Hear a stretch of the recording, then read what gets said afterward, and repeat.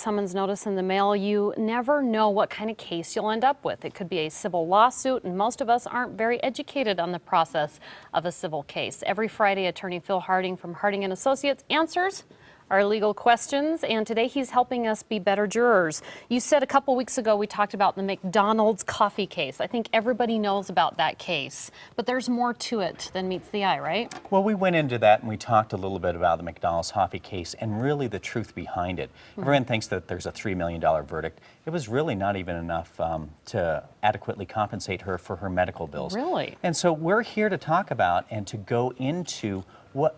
First of all, as I was riding the elevator up, talked to one of the engineers, and he said, you know, 6 months ago, I was a juror. And everyone that I've talked to has really treasured the time that they were jurors, believe it or not. We all try to get out. I mean, we all try to get out. We all try to get out. And so this is kind of, well, to take it onto Legal 101 and talk about jurors and talk about what's really important for jurors to know, and not to go with a preconceived notion, but to go with an open mind. In other words, to go forward and listen to it. And there's two types of cases. There's the civil case and then there's the criminal case. I think we all tend to know the criminal case a little bit better because we see so much of it on TV. I don't know how much of it is real, but don't know that much about civil. Right. And let's talk about kind of what the burden of proof is. First of all, in a civil case, the burden of proof is not beyond a reasonable doubt that you always hear, but by a preponderance of the evidence. And what that means is, you know how you always see the scales of justice? And if the scale tips just a little bit one way, that's a preponderance of the evidence. So in a civil case, you only have to win by a preponderance of the evidence. Now in a criminal case, it's beyond a reasonable doubt. And so that is a much higher standard, but that's initially what I want people to start thinking about, is that different types. And then when something goes to trial, essentially we are looking at really only the metes and bounds of that case. And let me tell you what it means like that. A lot of times people are going to walk into a civil case and they're going to find out that there was an auto accident. And let's just take that as an example. And the defense may say, we've accepted liability on this thing. And the reason why they're saying that, they're saying we're not going to contest that we were at fault. And the reason why they may say that is because the person that was driving may have been drunk. And they want to exclude that from the jury hearing it. Because if they were to hear that, all of a sudden you'd have a prejudice towards this individual. And so what the courts want you to do, they only want you to look at this section.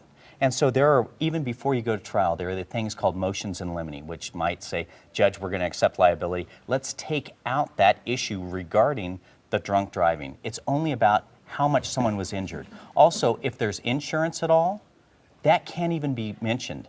If you mention insurance during a trial, it's a mistrial. Isn't that amazing? Well, how do, you know, when you're part of a jury, do they really walk you through all of this? Well, you are not walked through any of this stuff. Really? And you don't know any of it before you go in. As a matter of fact, there are also caps on top of everything that you will never know about. So let's say, you know, I had this case that we profiled a while ago where a mom lost her child and they awarded $4 million. Now, in pain and suffering, there's a cap here that's in Colorado that the most they say anyone can have in pain and suffering is less than $500,000. Really? So if you lost your only child, you can't, it doesn't matter if the jury said, we're going to give you $4 million. Right. They walk out, they think they've done the right thing, and all of a sudden the judge says, well, I guess we're going to the cap on that. Wow. And so the most that they'll get is $480,000. If you're suing a liquor store, it's under the Dram Shop Act. And first you have to prove that they served someone that was visibly intoxicated or someone under the age of 21 that they knew was under 21. The most you can get on that is only $280,000. So even if someone died, there's a cap on that. And so what I want the jurors to know, potential jurors, is first of all, this service they'll love it. They'll love the time that they spend there. I know it's taking time away, but this is what's made this country great. We get to have things decided by you and me, by our peers. And that's so important here. That's what separates us from the others. Also, everyone starts believing these things, like we're the #1 per capita in attorneys. We've all heard that, right? Right. Look into it. Again, they're only, when they're counting that, they only count the people that go before a court. In other countries. Like in England, you've heard of barristers and solicitors. They only count the solicitors, but here in the United States, anyone who has a license to practice law, even though they may not go to court, has a license to go in front of a court, and so they count them.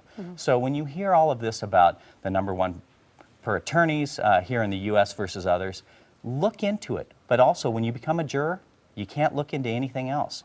You're not supposed to, and you shouldn't look to what the attorneys are. The other people, don't Facebook them, because you're almost sequestered from the information that's coming in. So you, as a juror, will go in and make these decisions and go in and do it with an open mind. And also, if you're dealing with 6 or 12 people, they don't miss anything. So when you hear a verdict, dig into it more. Like the McDonald's hot coffee case. Yeah. Everyone thinks that's $3 million.